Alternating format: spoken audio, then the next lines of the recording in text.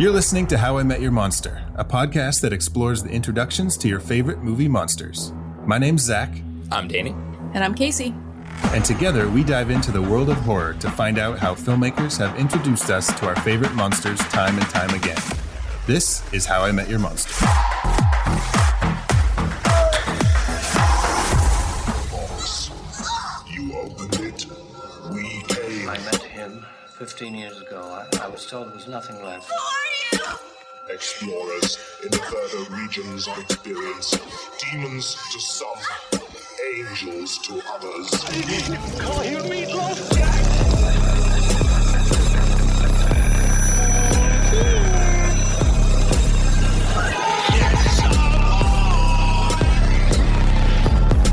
Surprise, Sydney.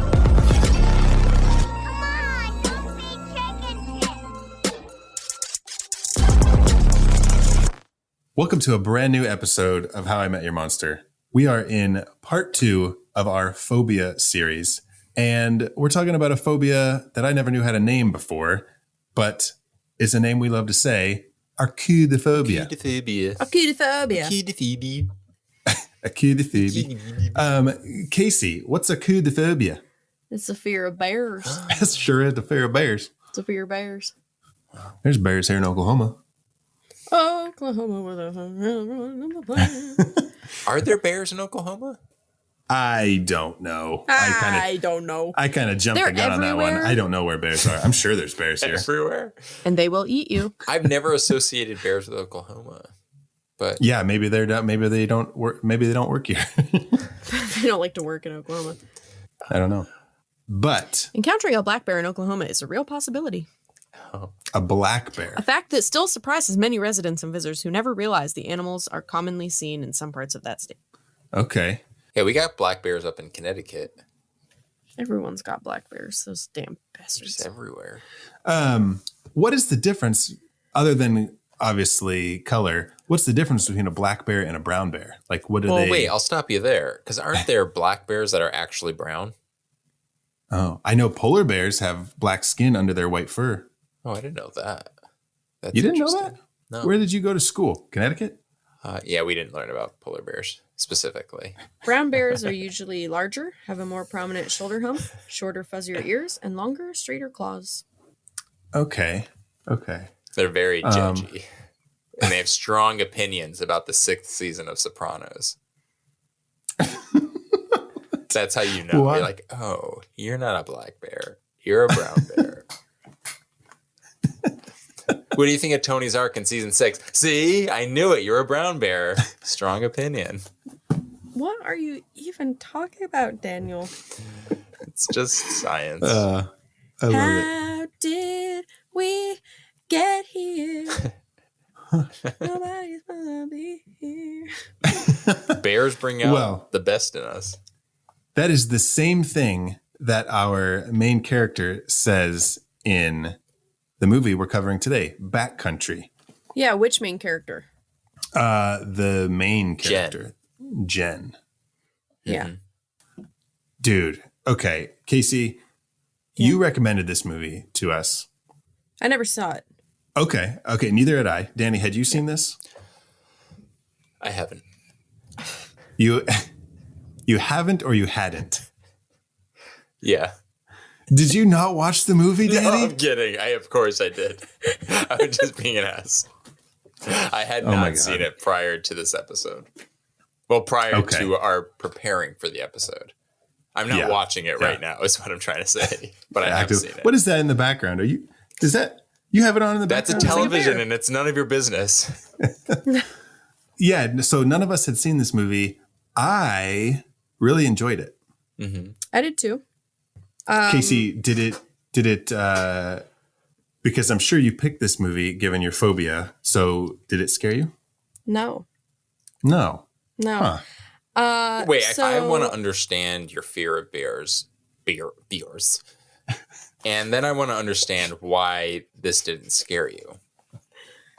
So I don't particularly know why I became afraid of bears, but I still remember like when it happened, but there wasn't a real reason for it. I used to go camping quite a bit And I would sleep in hammocks, just all out in the open and have a good time and really enjoy myself, you know? And then the last time I went camping was probably like 9 years ago, and I was with my boyfriend at the time, and we were in a tent, and for some reason I just was terrified that a bear was going to come and kill us out of nowhere. It was like I'd never thought about it really before. Had you seen movies or like nature documentaries that might have like kind of fed this fear a little bit? Nope. It was just... Nope. I saw The Revenant, but that was after this. Oh, okay. Yeah. So we went camping. Famous for its bear attack scene. Yeah. We were sleeping, and I wasn't sleeping. He was. And I was like, hey, do you hear that noise? Do you hear that noise? Everything that I heard was a bear. And he's like, Casey, if there's a bear out there, you're going to know it's a bear. You know, they're loud. Which is funny because that happens in this movie. And they don't realize it's a bear. I know. I have it written down. So you do want to be aware of that. I think he does. I think he doesn't want to freak out. Oh, interesting. Jen. Okay. So I held a machete next to me for a couple of hours and couldn't sleep. Like a makeshift teddy bear. So, well, you know, so that I could get it in the neck if it came into our tent. Mm-hmm. And then I went to the car and tried to sleep in the car. But in my brain, bears can open doors. Oh, yeah. It's like a velociraptor. I think they can, right? They've like figured out how to idea. No, they've like figured out how to open shit. I know they have. But even if it's locked, I'm like, okay, a bear will fucking break the window or something. So in my mind... Go in the trunk. In my mind, and suffocate. The bear was going to kill me in the car too. So I couldn't sleep. And then, you know, The Revenant, I think, was released like a year or two after the last time that I'd gone camping. And so it's like confirming your fears of bears. The words are throwing me off. It's okay. Bear, fear. And then I keep thinking of beer. Take what's yours, Grandpapa. Your fear of bears. Grandpapa. And when I saw that, I couldn't watch that part. Like, I turned away. And that's the only time I've ever done that in a movie. That something has freaked me out that bad. This movie did not. So they did a really great job building up the tension. Mm-hmm. There were like all of the shots that they did like were focused on the people, and then the background was always blurry. So I was like legitimately just waiting. I'm like, they're doing this because there's going to be something in the background, but there wasn't ever. But there's still that lingering fear that everyone's kind of familiar with when you're alone in the woods. Well, yeah, and I got lost. I did an internship for a wildlife refuge like 6 years ago, and I got lost in the woods, like legitimately lost for hours by myself. My phone died. I didn't know where I was. I thought that I was going to get eaten by a bear. So that was really scary. Yeah. But anyway, so they did a great job building the tension, and so I was kind of like very tense throughout the whole thing, but then I don't know if it's just because I'm so desensitized. I knew it was going to be a bear. When the bear scene was happening, I mean, it was brutal, but it didn't like cause any anxiety or anything. But it might be, you know, I've always been a person that in movies, I'm way more scared of something that I don't see. Paranormal activity freaks me the fuck out. Well, that's what made me the most anxious about this movie was knowing it was a bear movie. Because there's really no indication of it outside of like promo stuff that we're going to deal with. Well, and they try to turn it. But they try to turn it in the movie too, like the people are bad. Mm-hmm. You know what I mean? So I liked that part too, that everybody was kind of like, even the guy, the ranger that they meet for 2 minutes, you're like, oh, that guy. There's something off about that guy. Do you know who he was? Uh-huh. Who was I was like, there's something in his eyes. I need to look him up. Yeah. He played Frank Dodd in The Dead Zone. Yeah. Nicholas Campbell. Oh, okay. Mm-hmm. Okay. But yeah, so I think I've always been more like, and Jeepers Creepers is a really good example of this. I haven't watched it in a very long time, but I still remember that Jeepers Creepers was so scary to me and so creepy. And then they showed what he looked like, and I was like, that looks fucking stupid. Yeah. Yeah. And, you know, Jaws is always scarier before he comes out of the water, that kind of thing. So I don't know if that's why it wasn't actually scary to me. Not funny, but like you're describing three bears, that creature, Beats, and Jaws. Battlestar Galactica. And it's what? It's from The Office, which I don't even watch. Just a lot of guys put that on their fucking dating app things. Like when I was on dating apps for a long time, guys love to put that in there. That's so funny. And I'm like, I'm a nerd, but I've never watched Battlestar Galactica. I'm terrified of bears, and Beats made me throw up once, but they would never respond to me when I would say that. So, hey, it's best to be honest. Whatever. No, but it seems like, and I'm not trying to like, I could be wrong. And maybe you're just using them as examples, but the fact that you like went toward these, it's like, I don't know, because sharks and bears, like they're basically monsters. You know, we're just used to them, so they don't seem like monsters. But yeah, like a shark, an alligator, like they're dinosaurs if you think about it. Mm-hmm. And that's terrifying. It's like the unknown, like this like beast, this larger than life thing that could be anywhere. Alligators are dinosaurs, Dwight. They are straight up dinosaurs. When I lived in Florida, I was going to community college for film. I took an intro to film class, and my instructor that I was absolutely in love with, for some reason, he used that, and I had never met anybody that felt that way about movies, like that didn't get scared. And then he used the analogy of like, you know, Jaws is scarier before he comes out of the water. Yeah. And I was like, that's exactly how I feel. Yeah. And so that's why I used that. Yeah, that's the thing is like you know what they're capable of because they are real. It's not like aliens or something. So if you haven't seen a movie about aliens, it could be anything. But it's like I know that these things hunt and they eat. Right. And there's nothing wrong with that. Like that's part of nature. And that's almost what's scarier because they're not being malicious. They just are serving their natural purpose, you know, surviving. And you may be in their path and you just happen to be smaller than them. And then the fact that they could be anywhere in the anticipation of what they could pull off. And like, again, it's not fiction. It's not like Alien or Godzilla or something like that. It's this thing that exists in our reality, on our planet, in our state, maybe in our neighborhood. You know, it's like this thing, which I think adds to why it's totally understandable why that would be a really like basic fear and like really intense fear at that, like a phobia at that point. Yeah. So I have a question. I've never seen The Revenant. Yeah. Oof. Does the bear attack like come out of nowhere? If I remember correctly, yes. Don't they hint at it or no? I only saw it once. Maybe he's prepared for it. I just remember the bear, like what I remember the most, well, because I turned away from it, the bear like grabs onto his shoulder and just like starts shaking him everywhere. And I was like, oh God.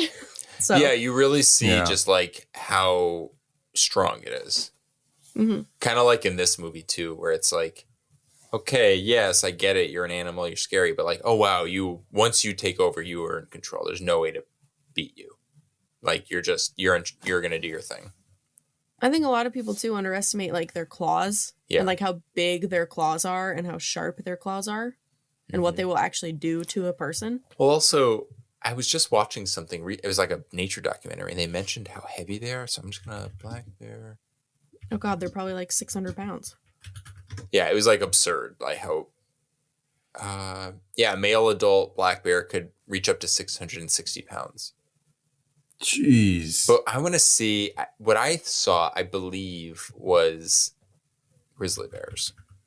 Yeah, grizzly bears are a lot bigger. Grizzly bears can go up to 1,300 pounds. Oh my God. That's cuckoo. Imagine, so is a grizzly bear, a brown bear, and a black bear the same thing? They're all different? They're all different. Okay. Yeah. Wow. Grizzly bears are like the most aggressive. So black bears are the least aggressive and the smallest. But they can climb trees. And then brown bears are next. Climb up a tree when you're being chased by a black bear. They can climb trees. And then brown bears are next, and then grizzly bears are the most aggressive and the biggest.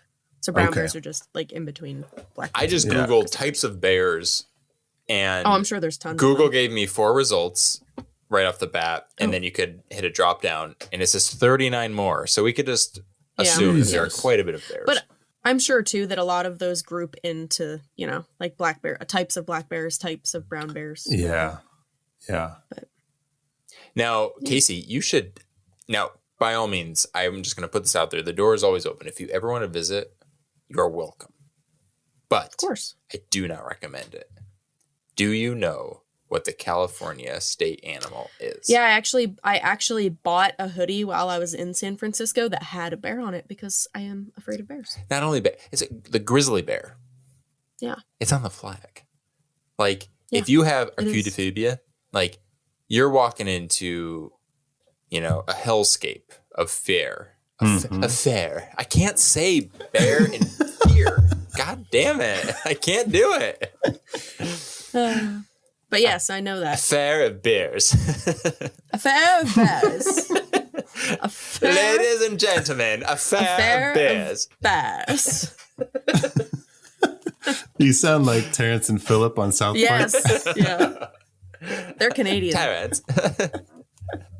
Oh, fuck. Do you have a fab bass? Do you have a fair of bears? A fair of bears, Terrence. Oh God. Okay, well, are you guys ready to journey to backcountry and meet our monster? I guess. Yeah, I got Do my we have to? backpack packed. I got my shoes tied tight. I hope, I hope I don't get in a fight. Back to school. Back to the woods. To prove to Dad that I'm not a fool. Okay, do you guys have your compass? Compass check.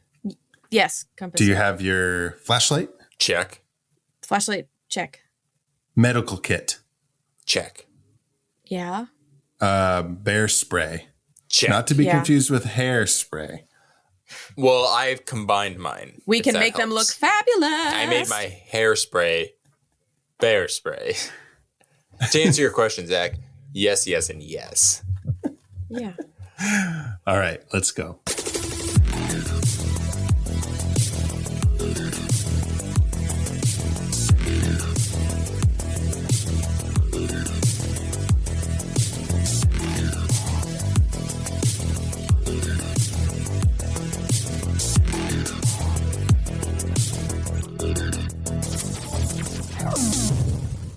Oh, that's all we need. We don't need anything else. Zach's leading us into the unknown. No food, no water, nothing but hairspray and a medical kit. He's like, you're gonna get hurt, but you're gonna look great. There's gonna be a lot of volume. I was going to say that the only things we don't have are the map and the cell phone because our alpha male of a boyfriend thinks that he can do all this fucking shit on his own. Yeah, Dude, according we'll to Boy, get didn't there. you I have see the some Blair things Witch to say. Project? I have some Exactly. things to say about that. Yeah, just listeners, if you're ever going camping, you don't need a map because you might know where you are, and you don't need a phone because Emergencies? Yeah. They don't happen. yeah, Nope. that's why you have flares, but it's not the right type of flare. I don't know. You got to watch the movie. This is all explained So this is a true story. loosely. It is a true story. True Crime Corner with Casey. No, it's not a crime. It was a bear. The bear is just gets arrested. So it's the true story of Jacqueline Perry and Mark Jordan. And in 2005, they were attacked by a bear at a campsite in Missinaibi Lake Provincial Park that is about 80 kilometers north of Chapleau, Ontario. Actually, in the true story, the woman dies. And the man Yeah. survives. Yeah. And they were already married. Oh, Yeah, they didn't want to do that for the movie because they wanted that kind adds of some- a little zhuzh, you know, a little cute, you know. Which I thought was really good. I loved their like when she would like make fun of him and he'd be like being goofy and then Yeah. she'd like make fun of him and they like had a laugh and I thought that was really good. Yeah. But it would take a quick turn, like Casey, you had mentioned his like alpha male kind of fucking mindset, where it would take like a turn and he'd be like goofy with her, but then once that other character gets brought in, that like guide, and he like he's kind of mysterious, whatever, and then he just turns into like this fucking talk about insecurity. Yeah, it's funny. The first time when I initially watched that scene when he starts getting immediately jealous of some random dude just showing up at their camp, I was kind of taken out of it a little bit, which wasn't fair on my part because you realize that that's part of the character. You're supposed to be annoyed that he's reacting this way, and it actually kind of plays into the whole like story and the fact and how they get introduced to the bear. So I was like, okay, that fits. That's it. That's cool. Yeah, it was interesting too, because it's like, obviously it'd be very understandable for you to just not want a stranger around because, well, they're a stranger.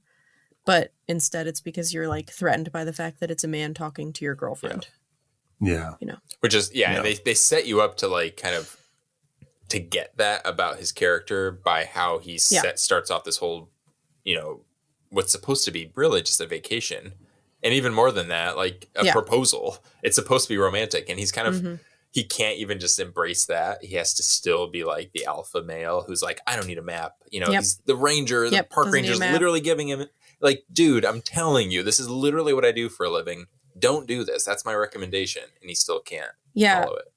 And she also doesn't care about camping and stuff. You know? It's not like a you're good proposing mix. to her. Yeah. Like, yeah, like why take her on a camping trip, like her first camping trip, where she doesn't, like you said, doesn't really care about it. Yeah, I mean, be like, to ask her to marry you, like you do something that she wants to do. Yeah, take her on a freaking picnic by the pond at the park. Like, you're getting the same experience, but you're not going to be attacked by a bear. If he's proposing, he should know her well enough to be like, she's not going to like this. So no way am I going to put her through that. Yeah. I learned very early with Matt, you know, we've been together for 5 years now. And I learned very early that like he is very much an introvert and doesn't, he's a very, very, very small social battery, runs out very quickly. You know what? If he wants to stay home, if he doesn't want to go do something, it's way better for him just to stay home and have his alone time than have him come out with me and be a grumpy dump, you know, because he doesn't want to be there. You know, just... That's his journey. Know your audience. Know your audience. Yes, exactly. Especially if you're going to fucking propose. Yeah, especially if it's for the special person.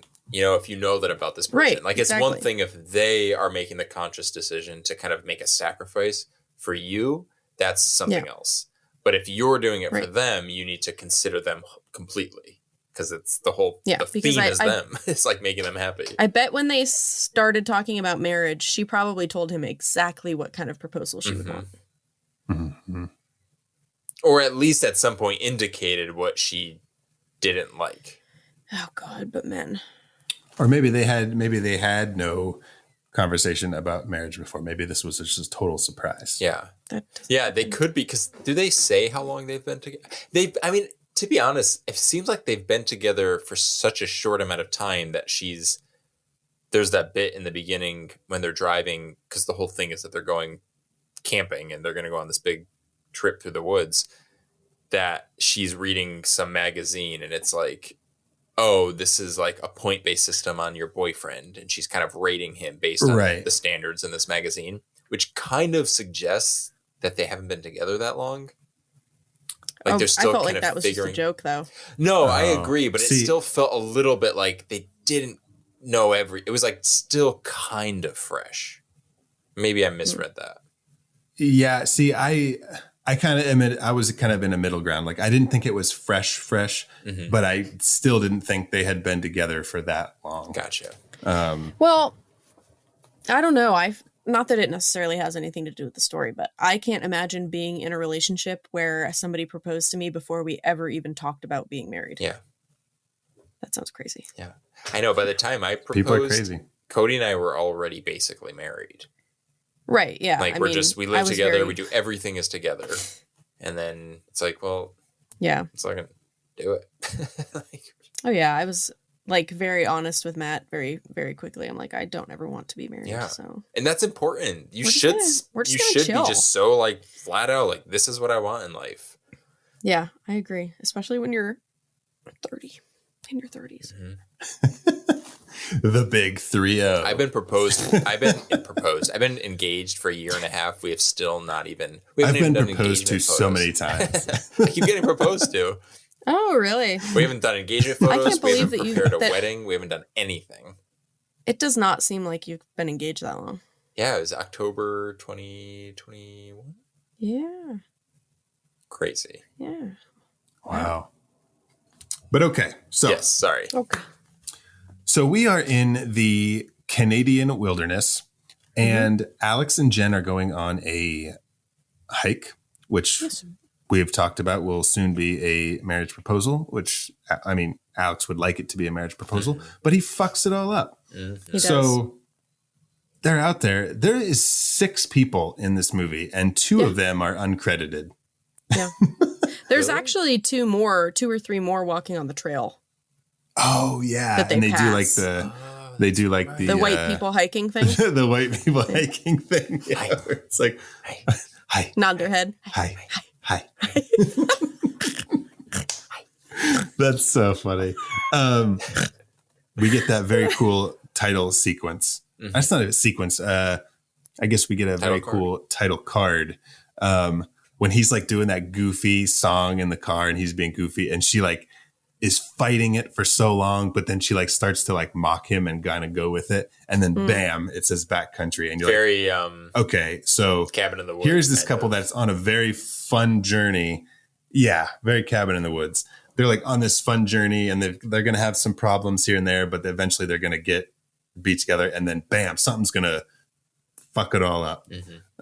Sets the tone really well. But here's a question. What is the proper canoe etiquette when you pass another canoe? Oh, I don't know. You know, I just like- know that you're not supposed to drop it on your toe. No. Well, yeah, he's an idiot. But like, you know, when like motorcycles pass each other on the road and like they might not know each other, but they see another motorcycle and they like wave. They're like, Oh, I hate do it. like a I head hate nod it. or something. I hate it because I have a Jeep. Uh-huh. Oh, did Jeep people do that? My God. Yes. I don't care. I have a fucking 2012 Jeep Patriot. Don't wave to me because you've got some other 2022 Jeep Renegade. I don't know what you want. I just drive it to work. I'm not. How's that Jeep life, huh? No, I hate it. I hate it. The Jeep I don't life get is it. not for me. I don't get it. But I also have the Fiat. I pass people in the Fiat. There's a red Fiat that looks just like mine that I pass like Casey, how in many this cars area. do you have? we don't even acknowledge each other. What? Are you just a car collector? Are you like Jay Leno?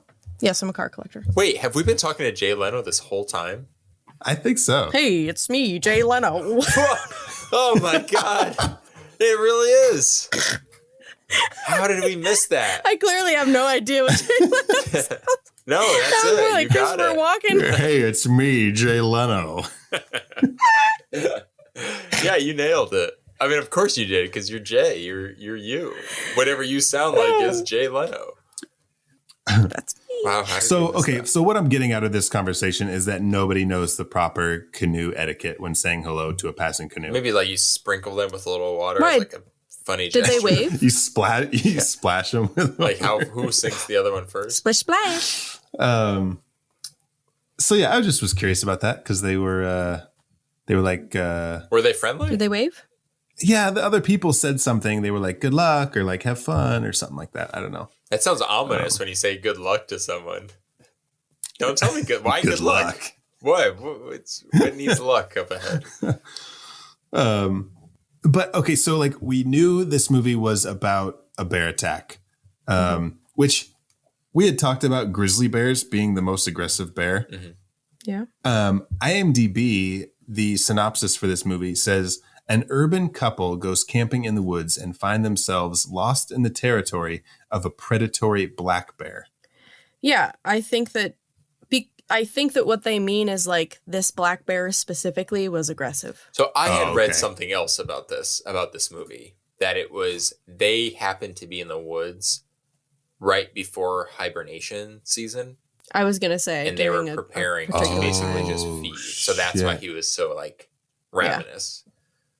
Oh, Yeah. dude. Because black bears. So I am terrified of bears. So I don't believe any of the things on the internet. I just believe that every bear will eat me and kill me.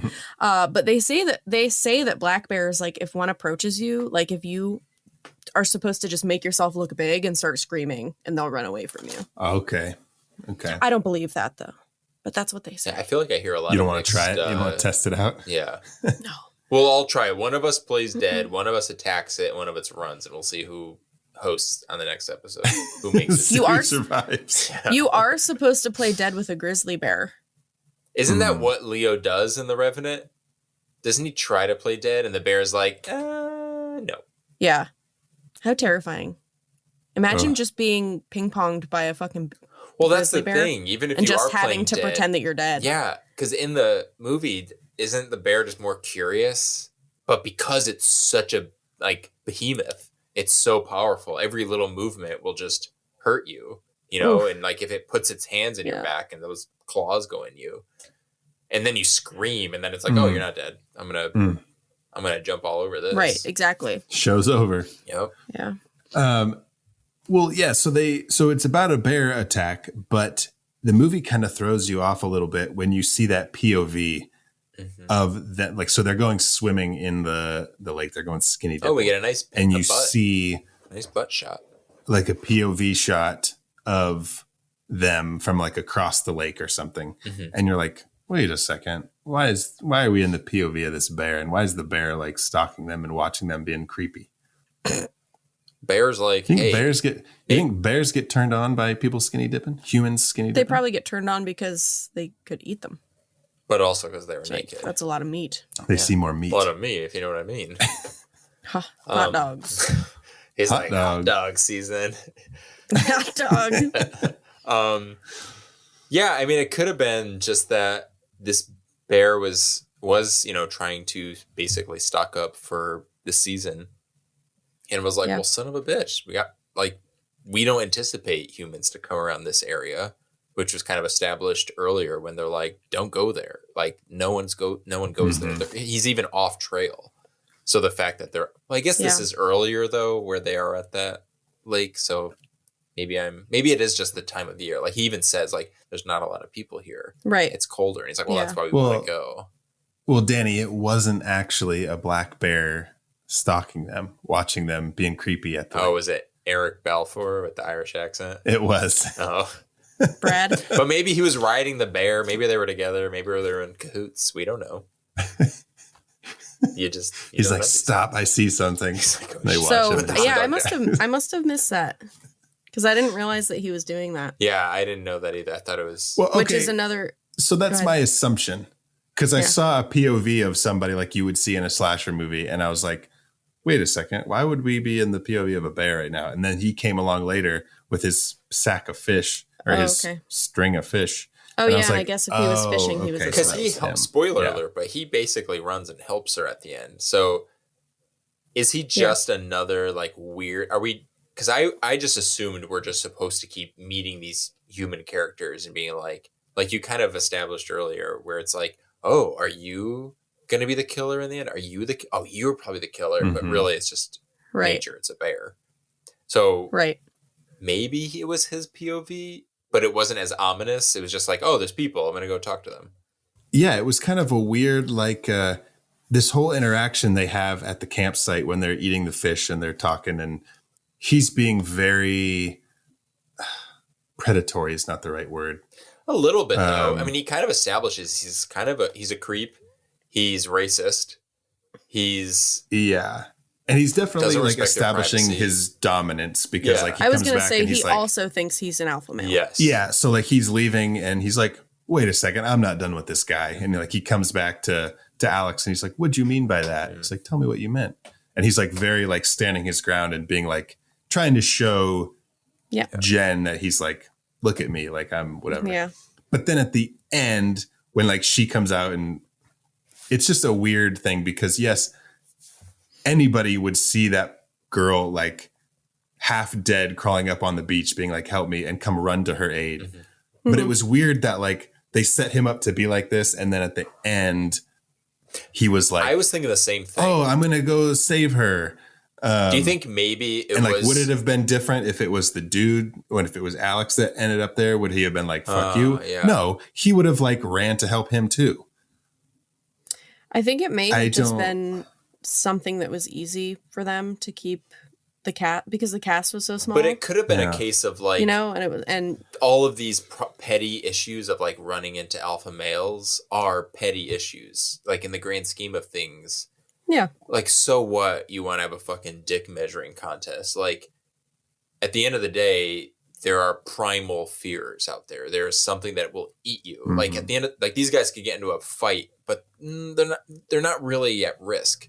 There's this greater risk out there, and in the grand scheme of things, whatever issues they had are nothing compared to that. So, like, maybe him running out to help her is to kind of represent that or symbolize that Yeah. we are just these, like, Yeah. you know, fragile little humans, and whatever personal issues we had was nothing compared to that. You fragile little human. Yeah. What if the bear had like a final like monologue, like a Bond villain monologue? I was like, yeah, welcome. It's like, wow. It's like, have you ever seen those?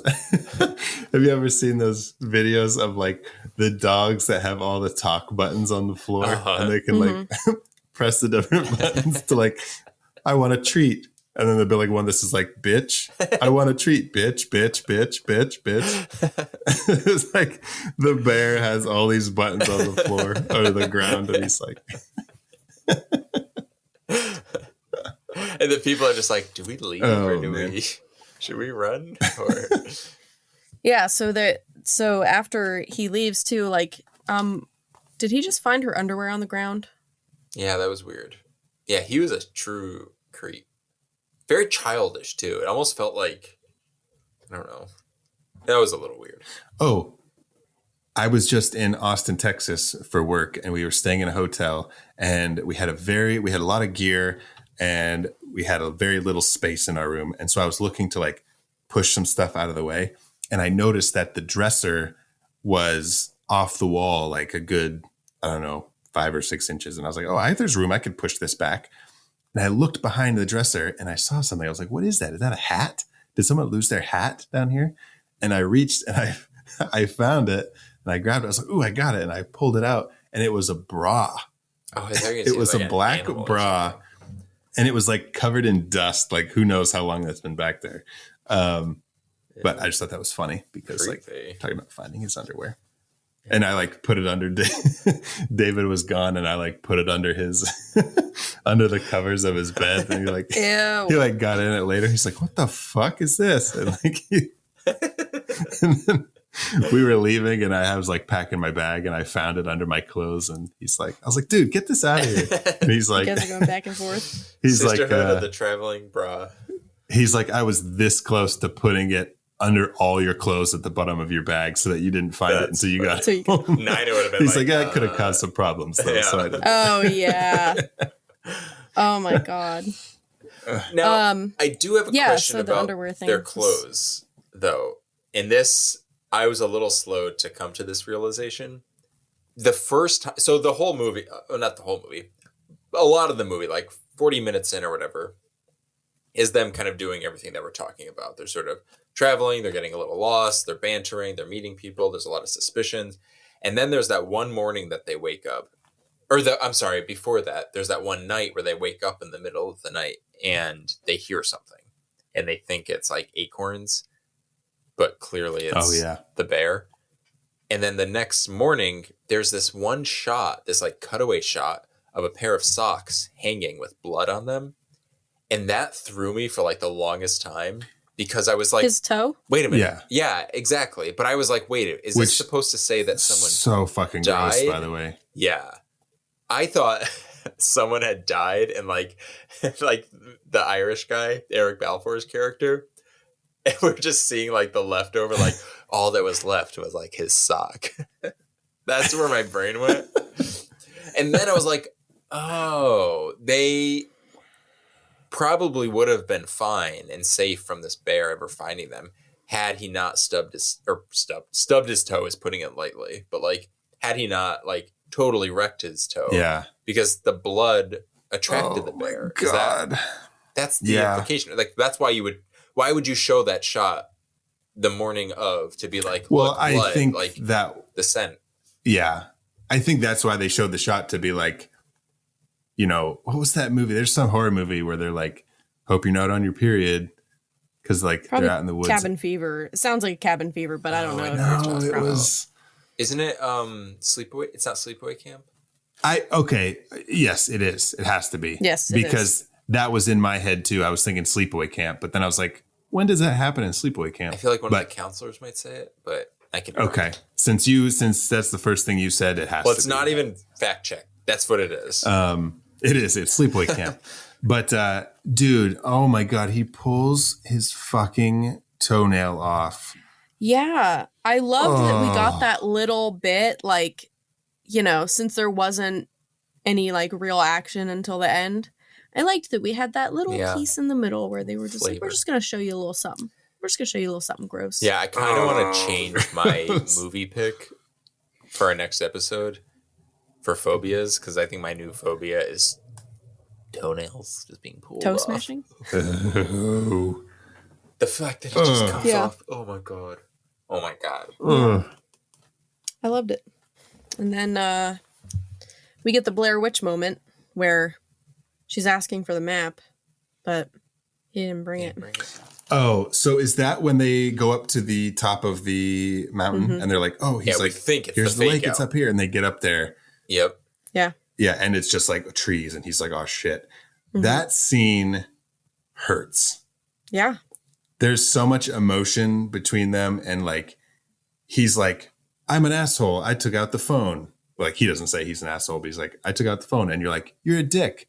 And then she's like, you're a fucking loser. You can't do anything right. And then you feel bad for him. And then he's like, I was going to propose. And then you're like, oh, fuck. Yeah. It's just layer. I guess you upon should have layer. brought the map. He should have brought the map, man. And then you could have proposed. Like, you don't have to use it. right. Don't use But it. you never know. It is such a fucking like forced flex of false masculinity to be like, I can rely on my wit and my sense of adventure, and that's enough. It's like, when has that benefited anyone in history ever? Can I tell you the story about when I got lost in the woods? Please. So I was doing an internship at the Wildlife Refuge, and I think it was in like Sagertown, around there somewhere. Sagertown. Do you know where Sagertown is? I do. I'm gonna guess Okay. Pennsylvania. That's why I said Sagertown. It is in Pennsylvania. It's like Meadville-ish area. Yeah, Danny, you know where Meadville is, right? Mm-hmm. I'm sorry. I went like, shut up. I don't need a guys. between I don't need a Pittsburgh and map. Erie. I just know what you're talking about.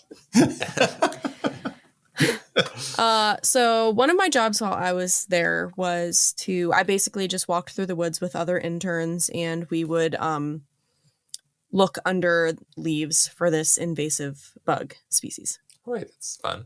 It was actually pretty fucking Yeah. great. Like, I just got to spend all my time That's outside. amazing. It was amazing.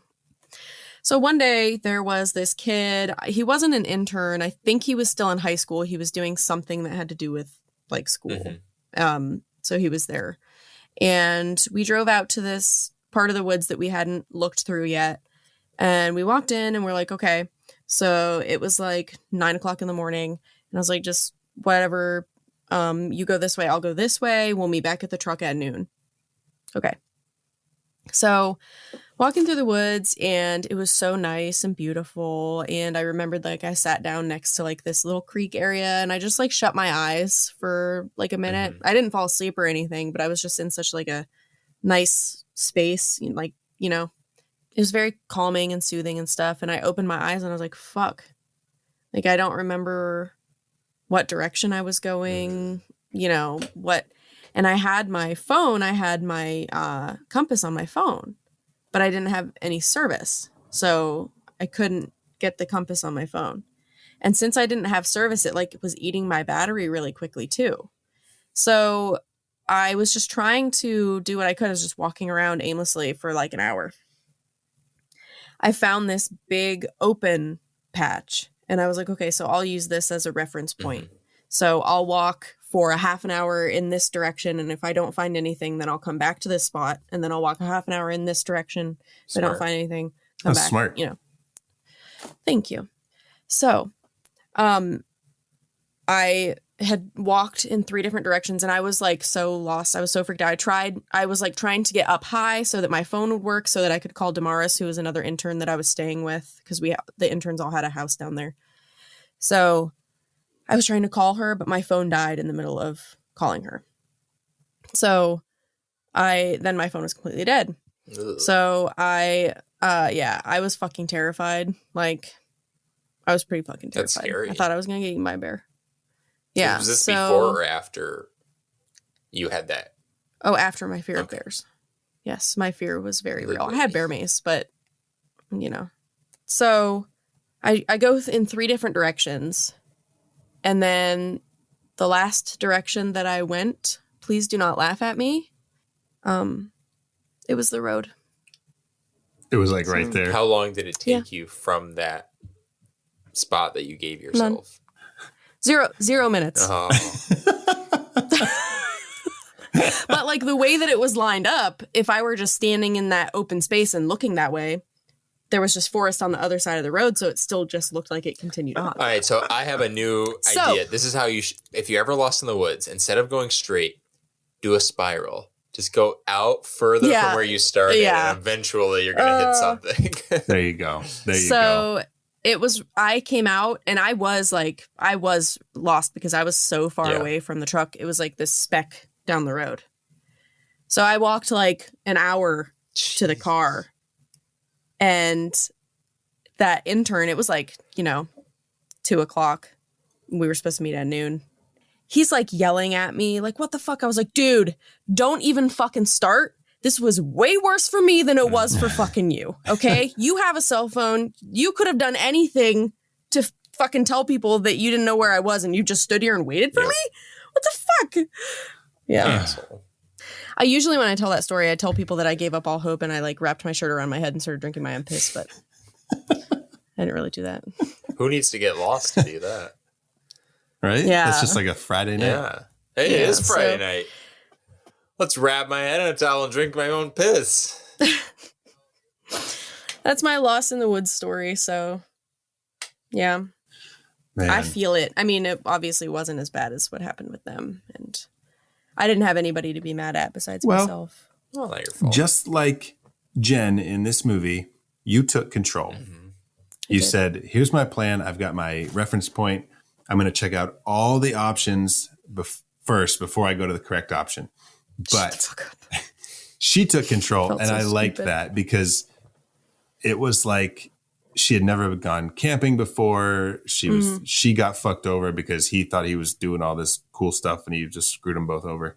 Yeah. But then she was like, dude, like, we're getting out of here. Mm-hmm. And like, she took control. And this is someone who up to this point tripped on every branch she encountered in the woods. Every branch. So that's saying a lot about her character. I give her a lot of credit.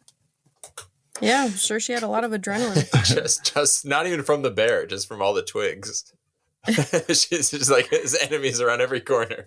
So I didn't expect like a sex scene to start like in the middle of this. They were like about to go at it. And I was like, oh my God. Like, I didn't think like you guys are about to die out here in the woods. And you're like, let's drink champagne and get dehydrated.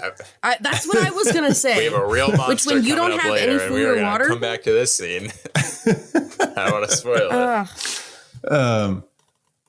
But then they're like, okay, so he's been seeing elements of bears this whole time. Mm-hmm. He saw the tracks. He saw the broken branches. He saw the claws on the tree, whatever. And so he's like, okay, let's get in the tent because we need to just be safe. So they go back to the tent. You guys, is it the next morning that they wake up? Mm-hmm. And he opens the tent and the fucking bear is right outside the tent, like just right out there. Well, there's like that Freddy Krueger moment, like where he puts his head to the wall. Right? Oh, yeah. That was like the night before. Was it? Okay. Yeah. Because he was just there and he was like, you saw like his silhouette. His oh my God. Oh, wait, what? Wait, did I miss that? He was rubbing his face on it. I think he was rubbing his face. I thought there was a moment where like the one night he was like outside the tent and you saw his silhouette and he like pushed in with his nose. Yeah. But then like he goes away and they wake up and don't know anything happened. Right. But she hits it. She's like rolling over and she like hits it. Oh. And then maybe that's why the bear goes for the guy. Because it's like she's asserted her dominance. She's a beast, like, I'm clearly. Her. But dude, this is where Alex became like a really good character for me. Yeah, of course. Because he was like, well, no, because he was like, okay, here, I'm the boyfriend, but I'm going to be goofy and have fun. And then he's like, oh, here's a threat, this other guy. So I'm going to stand up and try to be alpha male, whatever. But then when the bear comes and he just like loses all his sense of like he loses all of his like macho alpha male bullshit. And he's just like freaking out and he's crying and he's saying, I'm going to die here. I'm going to die here. And she's like, no, you're not. And then he gets fucking And eaten. then he dies. Yeah. Oh my God. He gets eaten. And I did not expect this movie to be that brutal. No, it's so quickly too. Like once they open the door, brutal. once you meet the bear, like in our case, like you meet the monster, it just happens. It's like, And I'm sure that like the when the bear is he's like pushing his head in and he's roaring and everything, I'm sure that was like fake, but it was so quick. And then the bear that they showed outside of the tent was all real and everything, so it wasn't like any kind of CGI, which definitely helped. I think that's what made this whole sequence so memorable, because like this is what the movie is promising. It's a movie about a couple who's attacked by a bear, so you're kind of waiting for this moment to happen. And when it does, what I really appreciated was how it doesn't play like a typical horror movie, monster intro kind of scene where the music is swelling and you're getting glimpses. It's like, no, we've given you enough kind of hints throughout this movie. When he unzips that thing, like you said, like it's just there.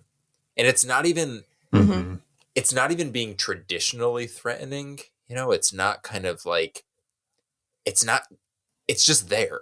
It's just present. And it just kind of casually walks up like a dog who is like, oh, I'm going to sniff this food over here. Like this looks still, it just happens to be a bear. And like, it's just like, oh, I'm going to eat your leg, because it's there. And I'm going to, I don't know. There's just something it was so unceremonious, which I think is what made it so disturbing.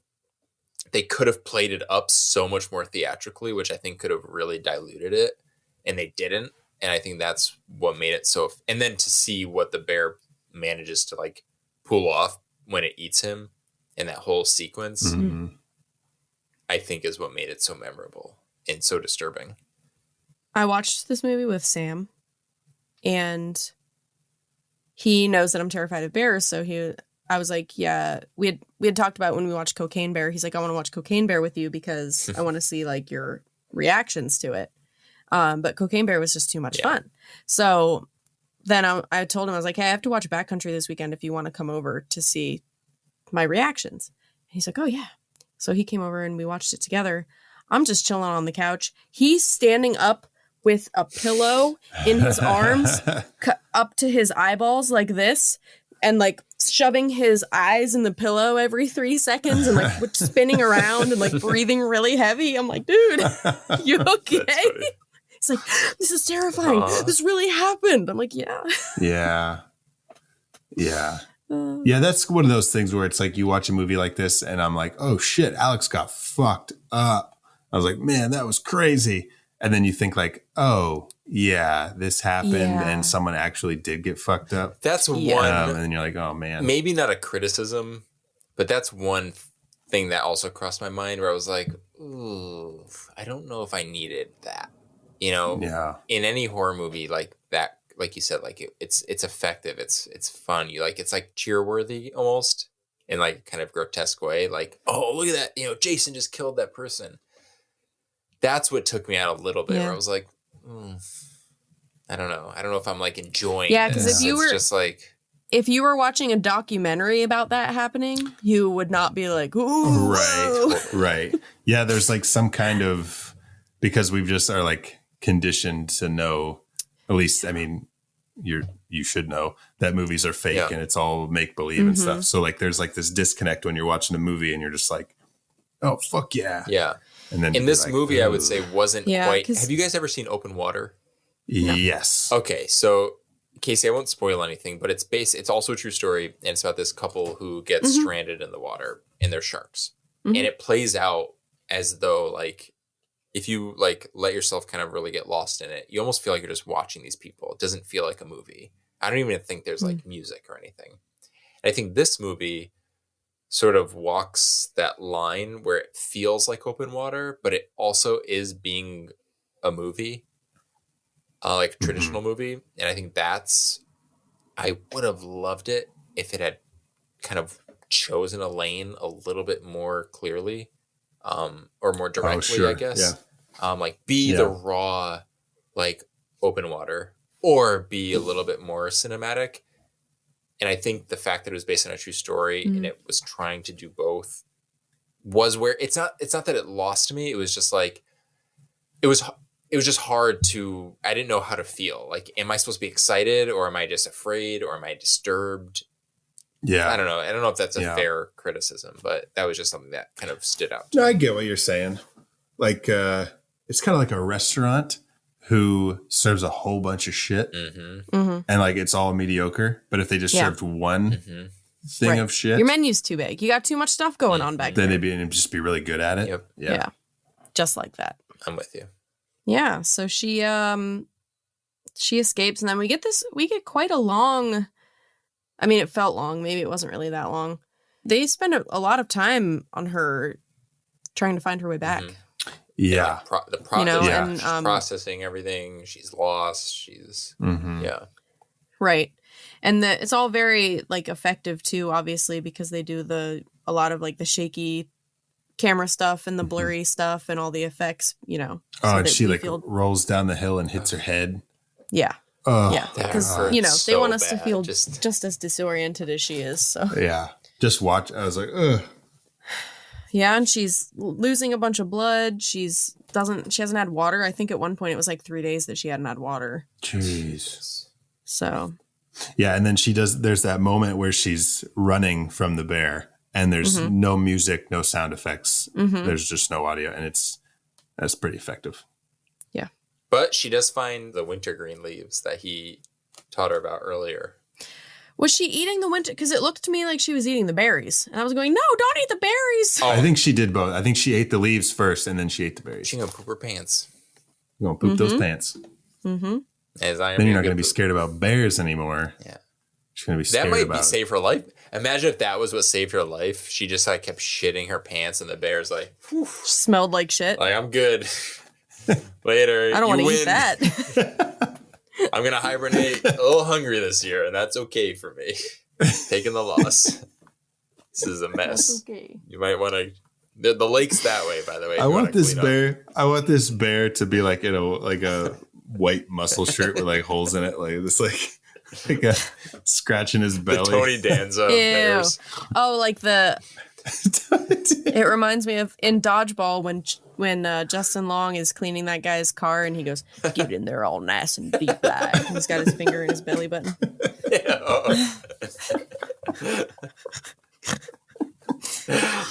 Oh my god. Because he's got like Justin Long is wearing like the crop top and he's scrubbing the wheels. Yeah. Can we just like have a moment of appreciation for Justin Long, who is like kind of like he's a horror scream queen. Like he's everywhere. Yeah, he's always killing it. For sure. Yeah, but for someone who has never gone camping before, she was very resourceful. Mm-hmm. Yeah. Which was cool. Like I think it's when she's climbing down the waterfall and she falls at the end and she hurts her ankle or something. And then she like breaks the sticks and makes like a little splint. Yeah. It's like, oh, that's so. Yeah. I think that's kind of probably one of the reasons that they tell you that she's a lawyer is just that she kind of has to be smart. Oh, that's smart. Oh, yeah, she was a lawyer. I think I missed that. Like they established that for no reason. So I'm pretty sure it's just so that, like, while she obviously has common sense, she's obviously smart. She passed the bar. So well, you can be book smart and not be common sense. Well, I wonder if there's also it certainly helps. Something to be said for the fact that she knows he's a little alpha and he's kind of like leaving all these things. So she's like, I'm just going to over prepare a little bit. I may not know much about, going, trekking through the woods, but I know enough that maybe we should have some bear spray. Because she gets the wrong flare and he points that out. But the fact that she's like, I knew you weren't going to have one. Well, so I'm still going to, exactly. Like, I'm going to over prepare just in case. And then you kind of are put in that position of like, oh, yeah. Whereas he was like, I know what I'm doing. I'm not worried at all. Like, I'm fine. I was like, okay, well, now you're setting yourself up for failure. There's nothing wrong with having a road flare in the woods. They last for a few hours. You know what I mean? Like, it was frustrating. But one thing I liked about this movie, like how it ended, was that like she didn't have to fight the bear and like kill it. Mm-hmm. You know what I mean? She just had to make it back. She just got away, and he like went and just lived his life like a bear. And you know what I mean? Like it wasn't like it's that open there was water this big showdown, and she had to, where it's like this is just happening. There's no. There's an arc. You could argue you could find an arc in any story, but like that's not the point. The point isn't to have it like a showdown, because that doesn't always happen. There was one thing that bothered me, and I guess it's stupid that it bothered me, but I guess because this whole movie is based in reality, you know what I mean? There's not any element of fantasy in it. Mm-hmm. She got in the canoe and she was rowing, and I was like, she wouldn't be able to do that. I'm sorry. What do you mean? Why couldn't she row? Because the bear took a chunk out of her arm. Right. On top of the fact that she hasn't eaten, has lost a bunch of blood, hit her head, hasn't had water. What if the movie ended? And I was like, well, I don't know. Maybe they were paddling on the way there, so maybe it was upstream on the way there. Maybe it's just downstream on the way back. She won't have to paddle at all. And then she's paddling, and I'm like, no, she wouldn't be paddling. Yeah. She wouldn't be doing that. That's a good point. I was going to say this is where it should have played out like Friday the 13th, where because she can't paddle, she's just like Alice, and she's just kind of like chilling. And then at the end, right when you think everything's okay, the bear just jumps out of the water and grabs her. I think that Sam said that while we were watching. Oh, Sam and I are on the Yes. same page. That's funny. Stupid. Could the bear be like all like deformed like Jason? Wearing a tattered shirt. So dumb. So then, she gets back to land, and Ireland is there, and he's like, I'm about to take these people out on a trip, but got to save the day first. I was like, I might as well save you. Might as well save you. And that's it. That's it. Do you guys want to talk about our favorite bear reveals? Yeah. Sure. Ooh. What's going on here? I don't see anything anywhere. That's how they get you. They're under the goddamn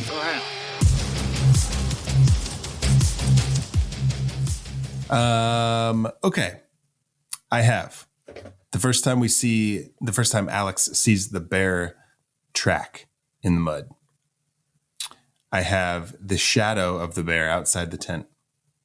I've got the bear bed. We didn't talk about the bear bed. Yeah. They see that thing, and she's like, what is that? And he's like, bear bed. She's like, oh, we better get out of here. Yeah. When Alex opens the tent and he sees the bear for the first time, and he's like, oh, shit. Mm-hmm. And then the tent attack, which is crazy. Crazy. And then also when the bear revisits Jen while she's at the stream, taking a little break ski. He's like, no time for break skis. My favorite one was the shadow one. That was the same part where he rubs his face on the tent and she smacks him. Yeah. And that was my favorite one just because, I don't know. I guess because, the last time I had talked about earlier, the last time I went camping, I was in a tent and I was like terrified that a bear was gonna. So that was really like, it resonated with me. You could feel it. Yeah. Yeah. I'm going to go with the first time. I'm going to go with when Alex unzips the tent and he sees the bear just like eating on something. Oh God, can you imagine? Yeah, I agree with you, Zach. Because that's when Alex like starts to like shut down and he's like, oh my God, like, what do we do? What do we do? What do we do? Instead of him trying to pretend that he knows what he's doing the whole time. Well, I feel like I don't think any of us have been in this situation, but you can only imagine, like, you could see how you can just kind of lock up because. Oh, I was going to say, I'd probably just fucking give up. Yeah. I mean, that's just take me. Just terrifying. Just take me. I mean, I'm very much like that though.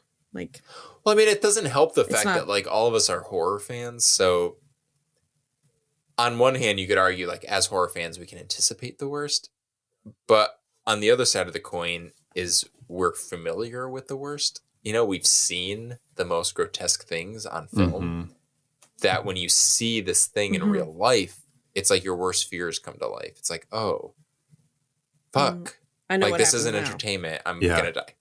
And I may as well just lock up and just be, you know, bear food. Yeah. Because, yeah, Zach, I'm with you. That was my choice, too, was that first time that we truly see it, like, just there. Because it's, I said this earlier, so I won't repeat myself. I like the way they did that. It wasn't like the big, it didn't feel like a monster reveal or the villain reveal, you know? Right. It was just like, it's there. It's like, there it is. It lives here, and you're actually in his territory. Yeah. And when it attacks the tent, at that point, you're already like full in fight or flight mode, or maybe farther than that. At that point, you're just like survival, whatever. But when you open the tent and you see the bear outside, it's scary because you have time to think. Totally. Right. But how much time do you have? Right. Either, it's like, okay, what do we do? Like, he's out there, we're stuck. What the fuck? But like, once the bear attacks, then it's kind of just like, do whatever you can to survive. And so that's a great point. It's scary in a different kind of way. Yeah, because it's like the fear. It's another fear of the unknown. It's like either it's going to charge at me or it's going to slowly walk toward me. Either way, you're just like scrambling. It's like there's no way to, because it's not like you were ever prepared for that. You know, doesn't he like pray for it to go away or something? Oh, he's like, he sits there and he's just like, please walk away, please walk away, please go away, please go away, please go away. Yeah. Ugh. Well, speaking of Alex, now it is time for a segment that we like to call The Real Monster. Run, run, run as fast as you can. You can't catch me. I'm the gingerbread man. You're a monster. I'm not the monster here. You are. You and the rest of that fairy tale trash poisoning my perfect world. Now tell me, where are the others? Eat me. So I've got a few real monsters for Backcountry. Clearly, I have toxic masculinity. Yeah. We don't need a map. And then just all the macho shit with Ireland guy. Balfour. I've got Alex's ability to find good firewood as a monster. All the shit he brings back looks just like wet and just not. He goes pretty what far you would need to start a fire in the woods. And he was to all find like trees that aren't good. You have to go out of your way to fuck that up. Yeah. Well, it's all wet shit. And he was like, he's clearly not a survivalist. I think Alex. Well, earlier, didn't he say something like, does the quiz say anything about your boyfriend being able to start a fire with no matches? But he really doesn't. He does that like once, but it doesn't benefit them. Like, really? You think that camping is what makes you really cool, guy? I think Alex is a cuckold. I think he likes that this guy showed up. You think he wanted Brad to fuck Jen in front of him? Yeah, but he plays it. But he doesn't. You think his that's what kink Alex isn't wanted? to like want it. His kink is to not want it, and he's gonna go. He's gonna use that masculinity like to full effect. No, of like fuck you, dude, as like his like wife or girlfriend is cheating on him. He's like, no. Do you think Alex was the one that like? Do you think Alex put her underwear out in the thing for that? Is like the one plot hole that we've figured out is how staged so much of this is. He's like, I'm gonna weaken myself. I'm dropping this fucking canoe on my foot. Like I'm doing it. He's like texting that guy. He's texting the Irish guy. He's like, yo, so we're about to go skinny dipping. Just like creep on us. Like give us like a weird POV from your perspective. Yeah, we figured it out. I also have Alex's convertible pants. He's got the shorts that turn into pants when necessary. It's never necessary. When necessary. And then the last thing doesn't really have to do with this movie in particular, but it had to do with my viewing experience. A real monster of my experience was Tubi ads. Just the placement of Tubi's ads. Not that they have ads, because it's great that you can get these movies for free. And I know you need to support your thing with advertisement. Great, whatever. But it's the placement. Yeah. So I got a commercial just as Alex got dragged out of the tent. Yes, same the here. bear took him. And then, so the bear takes Alex and drags his bloody body out of the tent. And then it cuts to Seth Meyers selling Verizon phones to... Which is actually scarier than a bear dragging a man out of a tent, if we're honest. To Cecily Strong. Yeah. Cecily Strong. That's so I was like, funny. Okay, well... Man, so those were my real monsters. Zach, that's in the movie. that's the next scene in the movie. What do you guys have for real monster? I also have toxic masculinity. A big part of it too is like, it's not just so, he didn't want the map, which got them lost, right? He wouldn't take her phone, which in case of emergency, obviously you're going to need a phone, and he puts it back without telling her. There's those things, but there's also like, he fucked up his foot really badly, right? Mm-hmm. When he dropped that canoe on it. They should have just left at that point. Yeah. Like, you're not... That's like, really bad. Like, that's a true... It is. Your foot's going to get infected, and you're going to have to get it fucking cut off, you dummy. So, there's not only like, oh, I'm too good for a map. Oh, we don't need a cell phone. We don't need this. We don't need that. But also like, oh, I've injured myself very badly to the point where this could become a very big problem over the next 3 days since we're in the woods. Mm-hmm. But instead of just turning back and making it easier for us, no, I'm just going to be a badass and continue on so and rip my toenail off. Yeah. That's all. Danny, what do you got?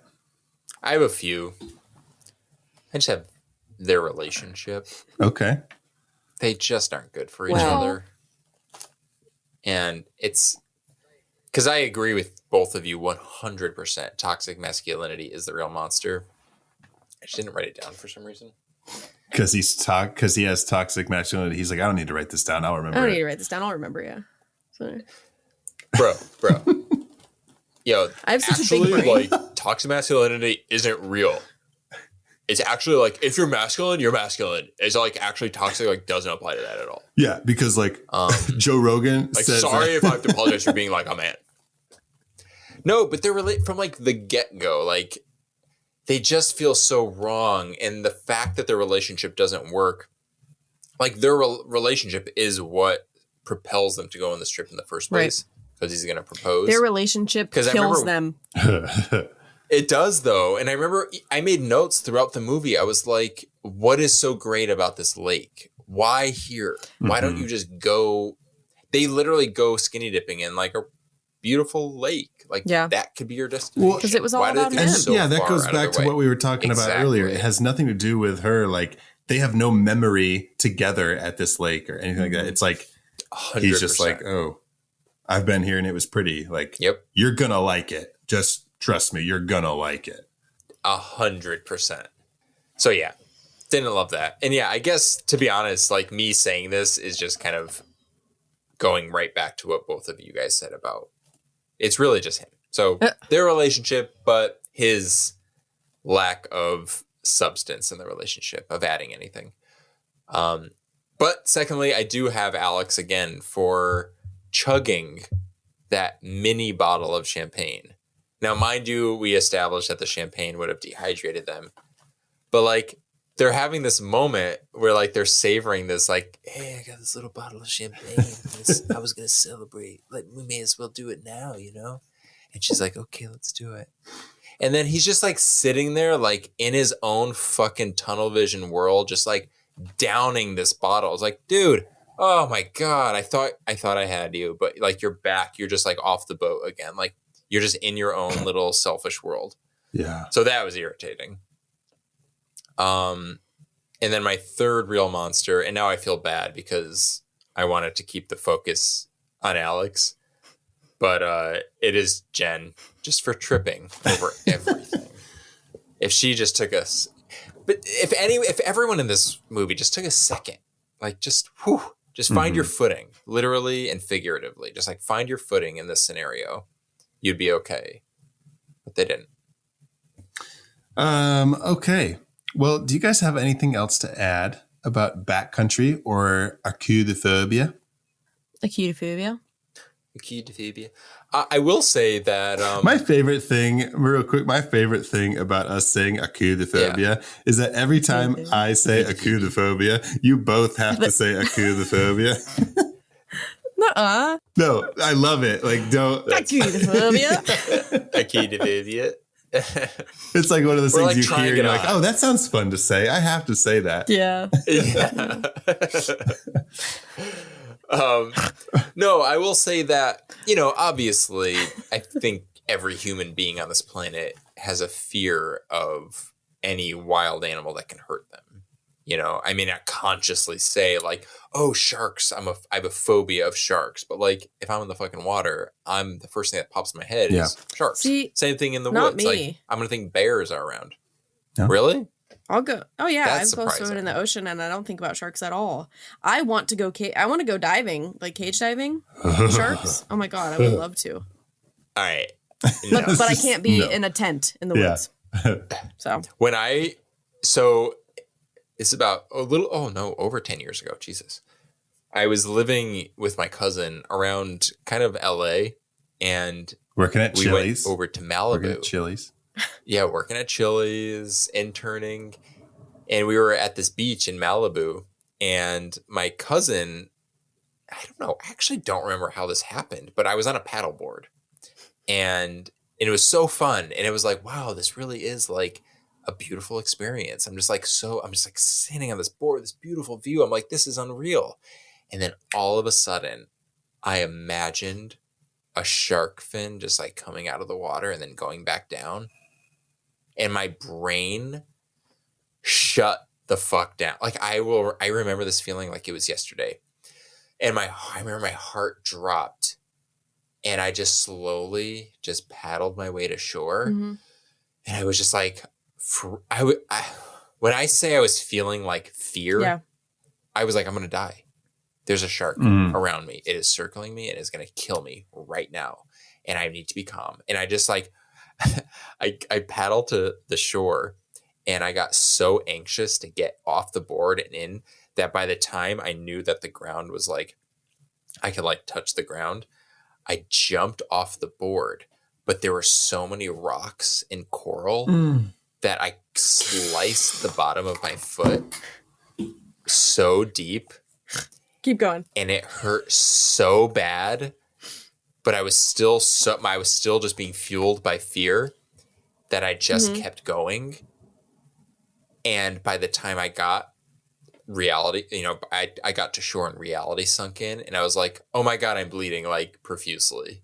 And I, tended to it, and it was fine. It wasn't like that extreme, but it was very painful. And fear is a funny little drug. And once it takes over, you make choices that you may have otherwise not considered. I mean, that's the root of phobias, to bring it back to like kind of the whole theme of this little triple feature we're doing is like, what is a phobia? Because like I said, like I was going to mention this earlier, we all have this like natural fear of the unknown. Mm-hmm. You go into the ocean, a shark could get you. You've seen Jaws. Like it's in the back of your head. You go into the woods, a bear might get you. And it is funny that like just through talking to you and getting your side of it and like your fear, and then watching a movie like this and then like talking about that scene from The Revenant and just kind of like, it's sort of concentrating all of it into one conversation.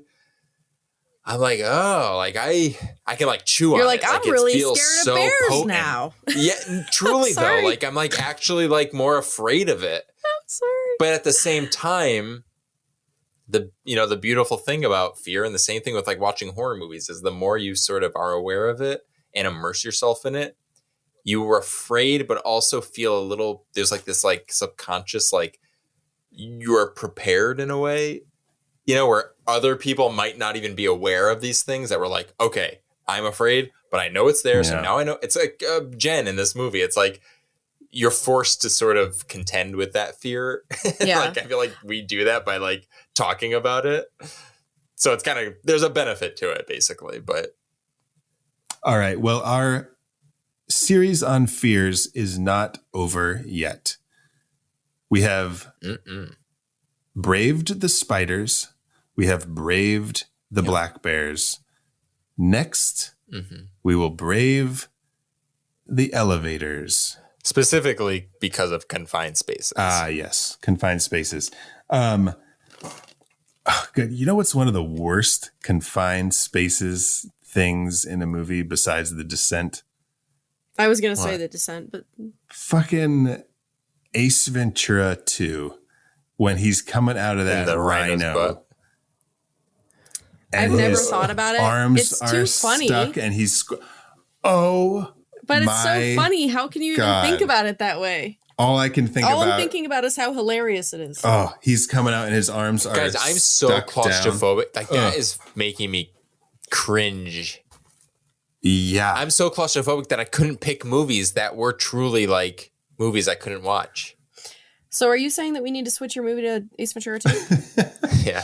No, our next movie, we're not switching. There's no switcherooskies. Like I could like throw up just at the thought of like The Descent when she starts crawling through the already tight space. Oh, I love that. And then and then all of a sudden you hear it just go, and the person who was calm was like, move. I'm like, shut up, just shut up. I love it. Just shut the fuck I love up. it so There's much. a documentary. I think it's the one with Will Smith on Disney Plus called Welcome to Earth, where they're basically climbing through this quote unquote, for lack of a better term, cave. It is not a cave. It is like a long, thin slab with there's barely any room above you, and you kind of just have to shimmy through for like hours. Like, no. At some point, I need to like wiggle my arms. If I can't do that, put a fucking bullet in my head. Like, I would rather die than have to know that I had a few hours to like crawl through a tight space. Yeah, I think I'm right there with you. Oh man, yeah. I don't like it, and this kind of ties into what you had mentioned when we were setting up this series, where you don't like the we struggled finding the word for this, involuntary confinement, basically, like confinement. That was him being accused of a crime that he didn't do. Yeah, I'm scared of. But that's what I mean. Spending time in the clinic. It's the same kind of idea, though. It's like restriction outside of your control. Like I didn't ask for this. I don't deserve this. Like I'm being held against my will. Another thing that I had mentioned in a previous episode is that I cannot stand watching people in movies be in straitjackets because it makes me just like want to stretch my arms out and like I had said that if I wasn't crazy, being in a straitjacket would make me crazy. I would hope I lost my mind. Yeah. That I couldn't even like be conscious of the fact that I was in a straitjacket. Well, we're going to talk more about claustrophobia on our next episode when we watch the movie Devil. So you do not want to miss that. Listeners, we want to hear about your phobias. Reach out to us on social media on Facebook, Instagram, and TikTok at How I Met Your Monster, or on Twitter and Letterboxd at I Met Your Monster. Guys, there's so many social media outlets out there. I don't like it, but we're on them. So just find wait us until our and tell us about your phobia. out. And wait till our OnlyFans comes out. Where can our listeners find you guys on social media? Oh, just check whatever. Wolf Mother Casey. I might be on there. I might not. Yeah. Also, I'm here. I'm there. Yeah. I might be somewhere. Awesome. No, I'm on Twitter, Instagram, and Letterboxd at Danny Salem. Danny, Danny, Salem, Salemme. That's 2 M's, like the candy. And as the classic saying goes, melt in your butt, not in your hands. Wonderful. Just wonderful. And you can find me on social media at Zach Winsick. We didn't make one gay bear joke. Oh my God, we didn't make a gay bear joke. Well, let's do it Let's now. do it Bears now. are gay. I don't know if I've ever been with a bear before. No bears in your I've life never yet? been with a bear. Yeah, say yet. Yeah, Sorry. No. Sorry, Cody. It's coming. Cody's Is on it his not way. Cody's on his Is way. it not your He's type? almost there. No, I don't know. I'm trying to think of like any time I must have. I think you would remember if you were I'll with have a to- bear. Well, now I feel like I'm not confident about the definition. I feel like I have an idea in my head of like what a bear is. It's a big, but maybe, burly, hairy man. Yeah. Just like a yeah, maybe it's the hairiness. I don't Yeah, like it's too much probably the hair. hairiness, It's like, yeah. ooh, what's going on? I'm going to get lost in the woods kind of thing, you know? like a bear would say. Mm-hmm. It all comes back to bears. Huh. Well, Big gulps, huh? see you later. All right. Thank you all for listening. Now go meet some monsters.